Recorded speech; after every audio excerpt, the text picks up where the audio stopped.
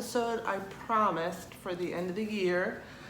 I will talk about some projects, but most of it's going to be about plans for 2020.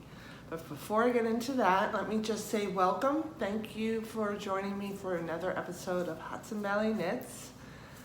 If you don't know me, I'm Amy. On Ravelry, I am Memers. And on Instagram, I'm Memers66. So I am podcasting to you from my living room in St. Louis, Missouri. I've lived here for a little over a year now. Moved here from New York for work and decided to keep the name Hudson Valley Podcast. So today I'm going to do what I've done for quite a few years, and that is it's not like goals that I have to do, but some things that I would like to accomplish during the coming year knitting. I have not done a Make 9. That hardly ever comes about because new patterns come out and I just see things that I just want to knit so bad. So it really never usually amounts to much. But I am pretty good with my very general kind of knitting goals that I set. So I'll talk about that later. But first, let me talk about my finished objects. The first one I am wearing, I'll take it off. I love it. This is a Mystery Advent Cow by a Homespun House. Molly from a Homespun House designed this cute little crescent-shaped shawl. It's actually quite big because I just kept knitting until I ran out of yarn. And I have about 25 more stitches than her pattern called for. She did each color section here was a clue, but it was a very simple pattern and really beautiful. Let me just show you close up this stitch pattern here because I really do love it. She called it Reindeer Tracks. You can see it better in the blue. It is a slip stitch pattern that I thought added some really beautiful texture. Otherwise, it is just garter stitch with some eyelets, which is snow. I used leftover yarn I had from Spirit Trail Fiberworks. This is Sunna that I had left over from a Stephen West shawl. And I love it. It's super soft. The colors are beautiful because, well, Spirit Trail Fiberwork. I wish I had started with the red and done the white last so that the red would be showing more, the colors would be showing more, but that's all right. That's how a mystery knit along goes.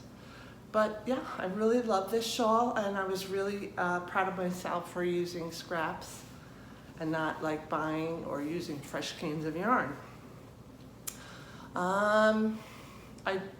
If I did do this again, I would knit the gauge a little tighter, and that's the only thing I would do different. I would also say that this is a great shawl for knitting with a strand of mohair. She gave separate stitch counts for mohair, held double with fingering and just plain fingering because I guess with it held double it would probably knit up a little bigger. So you would need less stitches. So the pattern's okay. It's good enough for what it was, and I enjoyed the knit. It was so much fun. And I love the kit she put together for it. The colors are beautiful. And I think she has 2 more left in there. So if you like this, imagine it in a very well planned out kind of like fade. Really came out very nice, her color kit. So go check it out if you're interested. So this is probably my last cast off for this year. I'm definitely not going to finish one of my one whip, but that's all right. It's not a big deal. The next thing I have to show you, finished object, is caught up in some yarn. I've worn them, so sorry, I really love them. These are the West Yorkshire Spinner socks in pheasant colorway, and they came out great. I have a lot of yarn left over. I don't have it with me, but I probably have enough for like a short cuff sock. Maybe I'll knit a pair and send it to my mom. I don't know.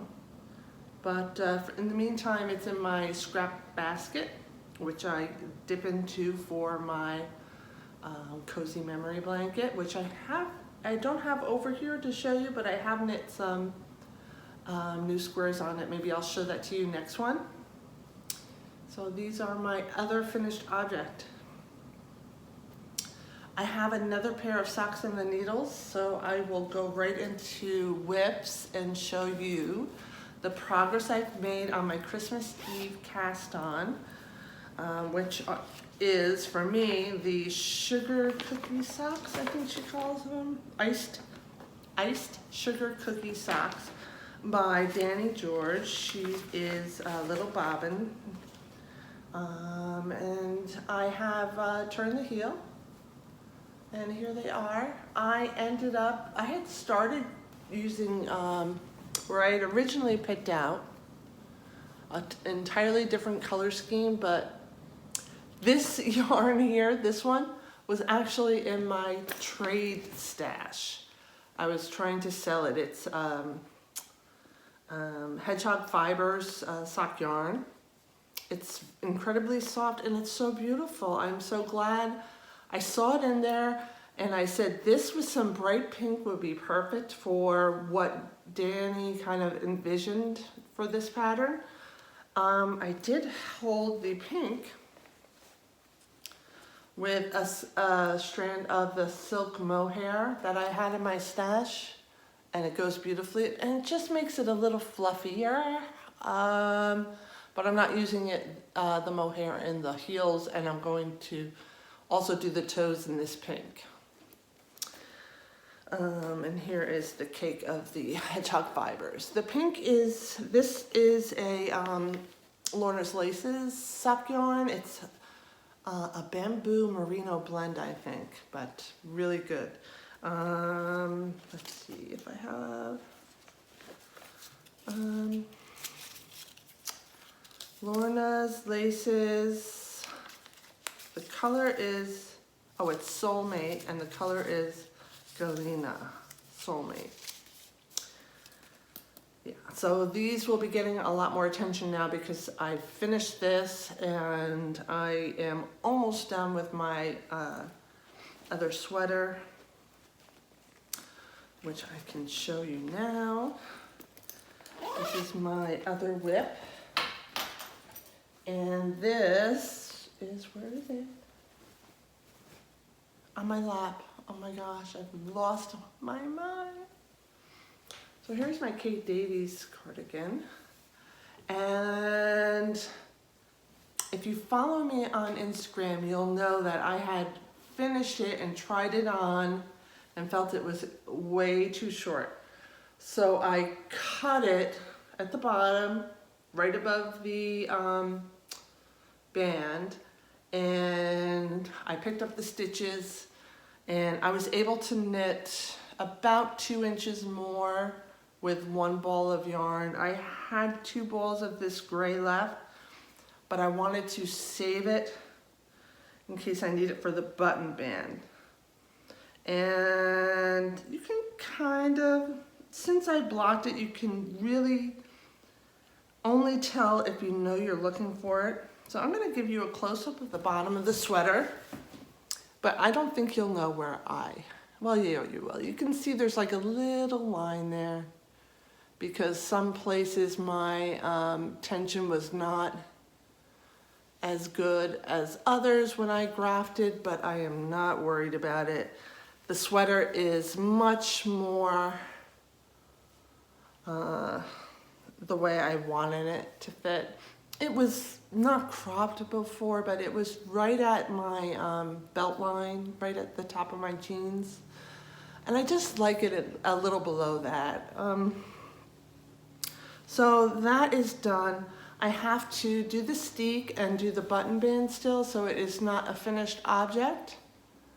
But I love the yoke, came out really beautiful. And it's so soft. I am going to be doing a crocheted steek, so I'm going to reinforce it with some crochet. I have done that once before, but not often. My Alice Starmore cardigan that I steeked, I did with, I did not enforce the steek at all for that because it's a sticky Hebridean yarn, so it didn't really need it. But I am going to consult, this book is my go-to book for color work, and it's by Amy Deachin and Meg Swanson, and it has really, I mean, it's concise and it's easy to follow, and it's just got great techniques and very well illustrated. It's perfect if you want to know everything you need to know about color work knitting. Meg Swanson and Amy Deachin are really fabulous knitting pools of great knowledge, and they're wonderful people too. I'm so glad I went to sweater camp once. I want to go again. I just don't want to go alone. I also have to graft the armpits too, so. That is this. I brought down, okay, here it is. Here is the ribbon I am going to use for behind the, to sew the steeks to the button band, to make them prettier. And I brought down the buttons. Where did I put them? I have a lot of stuff down here, so apologies. Okay, here they are. Here's the buttons. This was the overall consensus, and I think everybody has good taste because it really is going to go well. It will stand out nicely and go with the overall look of the sweater very well. And plus it's less buttons, so they will be, there's only 5, so they will be pretty far spaced, but I'm fine with that because I think most of the time I'll be wearing it open. So yeah, I'm gonna be going with these 5 buttons. Oh, I'm so happy with this. I'll probably work on this tomorrow, and if I don't think I'll finish it, but you know, it'll be my first FO of 2020, and even though most of it was made in 2019.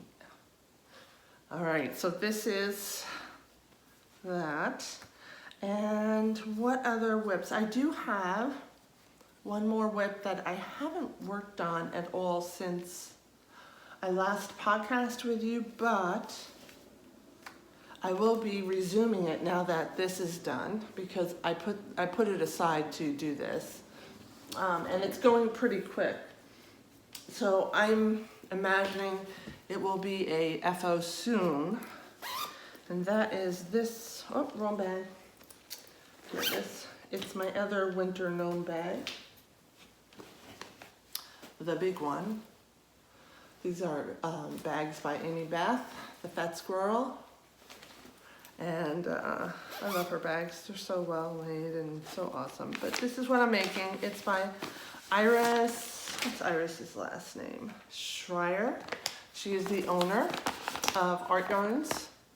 And this is actually the exact colorway. Mine, I don't think mine's going to be coming out as wide as hers is on this display mannequin, but I'm still going to love it. I think my gauge might be a wee bit too tight. We'll see. It's very soft and stretchy, but I really love the colors. These are I love pastel, I love gray, I love pink. I love creamy whites. I'd paint my whole house these colors if I didn't have a husband. I hear him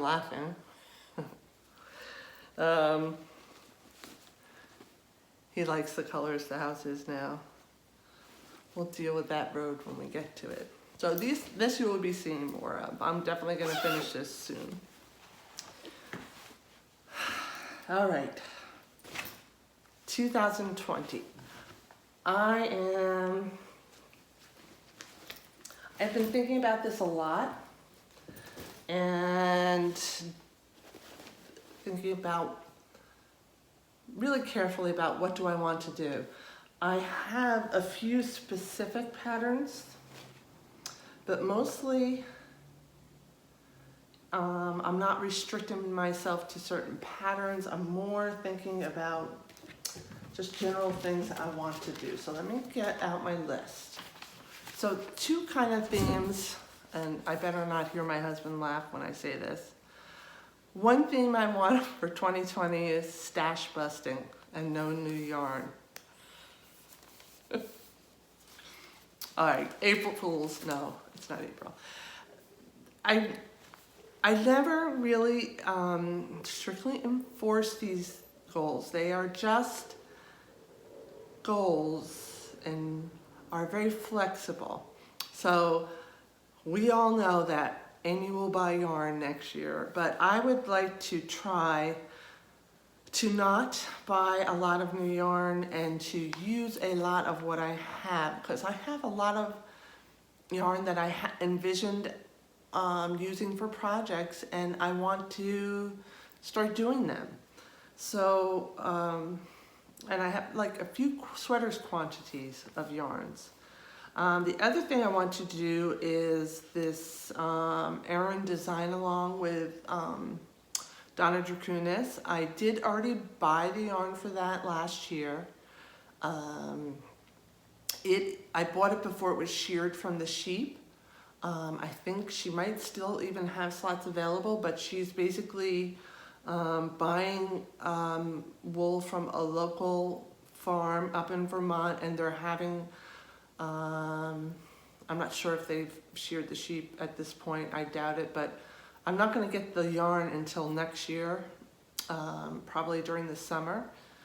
I don't think that this will be able to be a Marksbeck sweater, and then part of the purchase was she helps you design your own Aran sweater with it.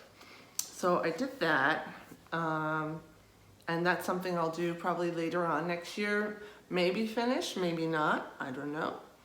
And I want to do the May pullover with my daughter Rachel. So that's the sweater that my daughter decided to make and bought yarn for at Marksbeck. And we're going to make it together. I was going to, via FaceTime, help Rachel with this. It's her first sweater. She's knitting around, she's knit hats, she's knit cowls and scarves and things, but she's never knit a sweater. This will be her first one, so I am going to knit that along with her. It's a top-down yoke sweater with a twisted stitch pattern around the yoke. And she picked like one of those nightshades colors by Harrisville Designs. And it's pretty much, it's a very dark charcoal or essentially black yarn. Wish me luck. I told her to really start hanging out at a yarn store or a knitting circle because she's gonna need in-person help with this. We'll see how it goes. Once she gets past the yoke, I think she'll be fine. But things like picking up stitches or joining the sleeves, grafting, we may need to help. So there are some things that she might need to put on hold until we're together. We'll see each other in February next year, and hopefully my husband and I will be able to get out to Utah to visit her next year. She came here last year, or in 2019, so maybe we can get out there. We'll see how things go with my job and time off and all. All right, so the big thing I really thought about and decided to do is, and it goes along with the scrap busting or the stash busting, however you want to look at it. This bag here, this is all worsted weight yarn. Most of it is homespun, and maybe not really worsted weight, but close to it. This is homespun. This is what I have left from a skein from, I think this was Highland Handmaids, which no longer dyes, but anyway, this whole basket is full of all different colors of worsted weight yarn that I've either spun or acquired over the years. Look at this, so beautiful. And I am going to make a log cabin blanket. And what I'm planning is to knit 1 square a month during 2020. That would give me 12 squares, and that would be enough for a decent sized blanket. If I feel so inclined, I might do more and make a bigger blanket or a bed blanket for my guest room. I have a captain's bed in my office that's also an extra guest bed that this would look lovely on, or even just have it on the couch to snuggle in. But we knit one for Sandy late last year before I moved. We gave it to her literally the day I moved. The day Mark and I hit the road for St. Louis. We had a going away party at Sandy's house and gave her her log cabin blanket, and I really enjoyed the process so much, and I loved how hers turned out, and I've decided I want to make one for my house. So I might even make a couple of squares. My friend Solange in New York is making one for herself, and maybe I can gift her a square for her blanket, which I think is a really cool idea. So that is another goal for 2020, and I'm really stoked about this one, because I know it's very doable and it would be a big accomplishment. So that is the other thing that you're going to be seeing at least once a month, is a new square for my log cabin blanket. Anyone else want to do this and maybe exchange a square or two? I mean, I have a Ravelry group, but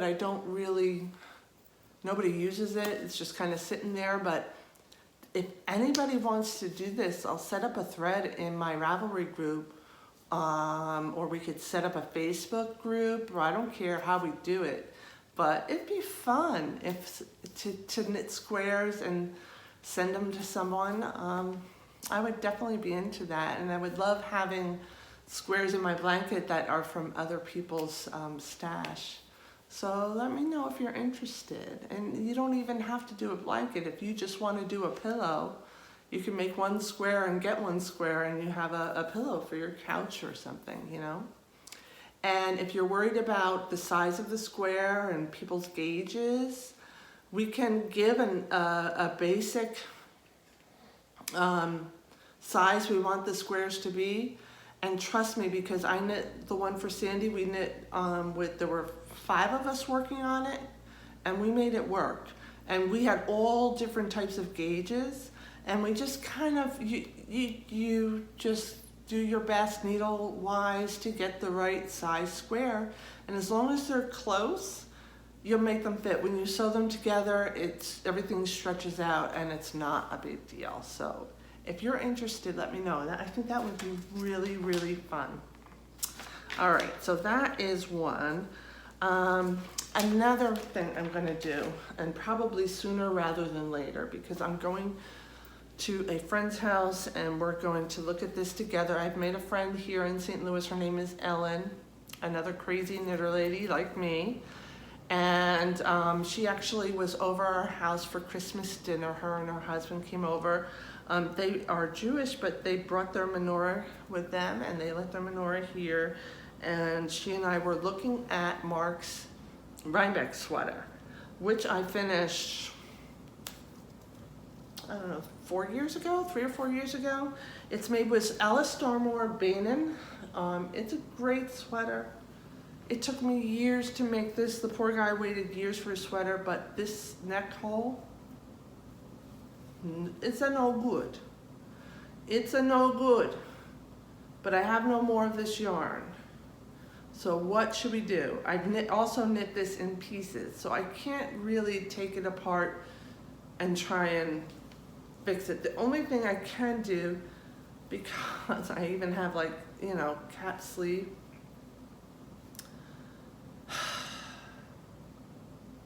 is I could maybe take, so we're gonna talk about this, we're gonna put our heads together. She said, she texted me and said she has some yarn that she thinks might look good as like a accent color on this. So like the sweater will be blue and the collar can be black. And then I could use this blue here to just pick up stitches and knit the neck hole smaller. So yes, the sweater is way too big for him, but he doesn't mind how big the sweater is on him. It's the neckline that makes it unwearable, essentially. It just slides off his shoulders. He's got broad shoulders, but not that broad. So I'll be working on this soon, so my husband can get some wear out of it, although it's really usually too warm in St. Louis to wear a sweater like this. But I'll be damned if I'm gonna give him a sweater he can't wear. And plus, I don't know if I'll get to it this year, but I also want to make him another one because he really wanted something with more design to it, and he wanted something that was like a natural color as opposed to dyed yarn. So maybe I'll start thinking about that and making plans for another Mark sweater. But that's not going to happen next year. I already got too much on my to-do list. All right, so finally, another cleanup item for next year besides Mark sweater and scraps is this. This is the Ragna sweater. It is made with wool, which is organically superwashed yarn. And this was the sweater I was so excited about in 2018.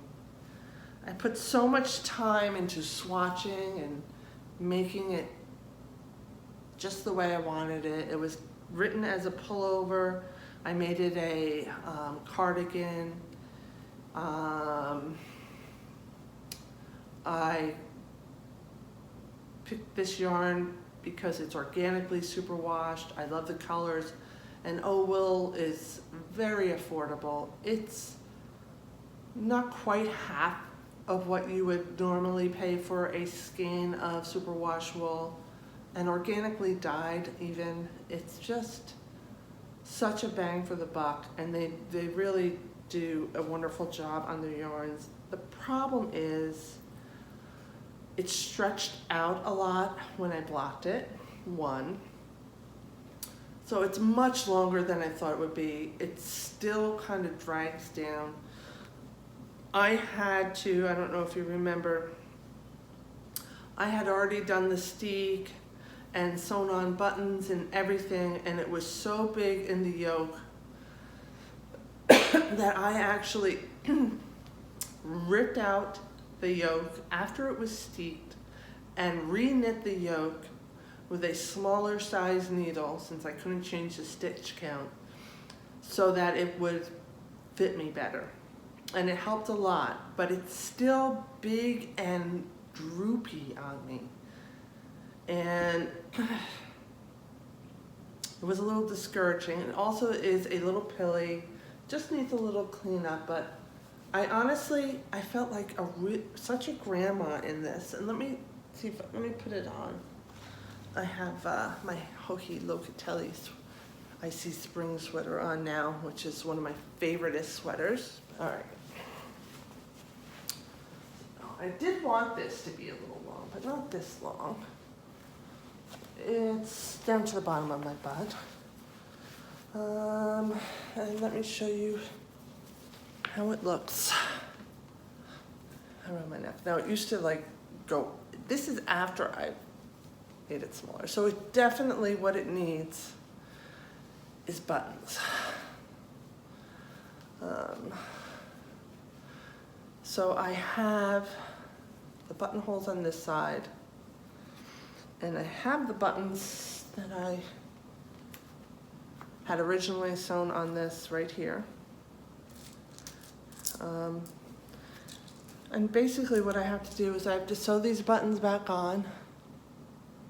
Can you see that? Let me see here. We'll do this, hold on. They're plastic or resin. They're really pretty. I got these from I think I got these from a button, like a button stand in Stitches Midwest, or no, Stitches East, or no, Stitches United. It was the last one I went to, and it was with Sandy, and I did get them there. And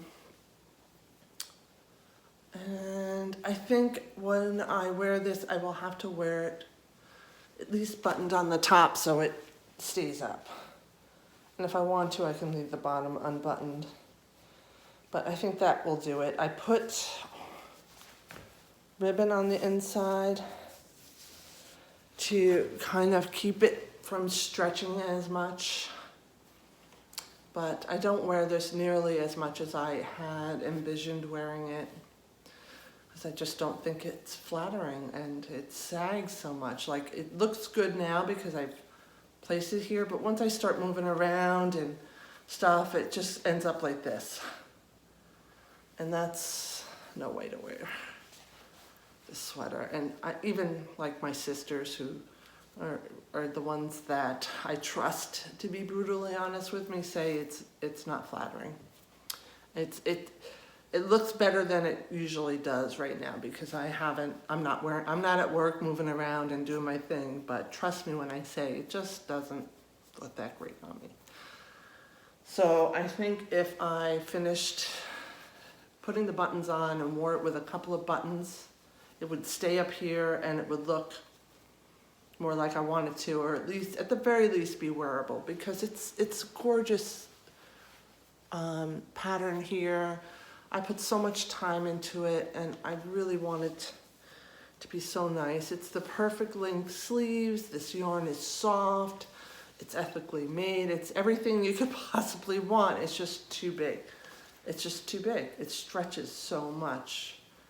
So if you are knitting with a wool, and I don't want to discourage you from knitting with a wool, because it is wonderful. The colors, everything. Just knit, just keep in mind to knit in a tighter gauge, and really know that it's going to, the bigger your garment or whatever you're knitting is, the more it's going to stretch, with the weight of it. So I just want you to know that this is something I want to try and fix, and that and Marksbeck Sweater. And those are all the other, I do want to knit a Ragna sweater. So the May pullover might be one Ragna sweater. I'm going to shoot for a second one, and that's the Lovage sweater. Now the Lovage sweater, I have a picture I'm going to put probably over me while I talk. And what you're seeing is a picture of all my Shetland wool stash, Jameson and Smith. There might even be some Alice Starmore virtual yarn in there. That's all I have, and I am going to use stash. I have enough of the creamy white to do the base, I think. I might need a couple more. I forget what my count was, but no, actually I think I have plenty. You need 11 times 25 grams for the main color, and all the rest are colorwork colors. And I think in this big pile that you're seeing on my bed, I can find enough colors that go well together that I can knit myself a Lovage. Was not really ideal for me to knit the body in cream. I would have much preferred something a little more brown in tones, because white, I don't like solid white on me. It doesn't look very flattering. But hey, this is a stash bust year, so I'm going to use what I have. And that, my friends, is it. Looking at my list. If time allows, I will work on Sandy's sweater. So, here and there throughout the year. At least work on it. I don't know how long it's going to take me to do it. I need to pull it out and really figure out how to match or gauge what needles I need to use, and then just keep knitting. So that's it, folks. I hope you'll probably be seeing this on New Year's Day, and I hope you had a wonderful and safe New Year's Eve. I really appreciate all of you that have stuck with me throughout the years. It's next year will be my 7th year of video vlogs, podcasts, whatever you want to call them. For a few years it was on iTunes, but that was just ridiculous amounts of work, and it just wasn't worth it for me with the limited following I had. So on Facebook, YouTube, it just seems to work. So thank you for following me, and thank you for sticking with me, and have a great new year, and hopefully for everyone, 2020 will be the beginning of a decade of peace and joy and happiness for everyone. Bye-bye.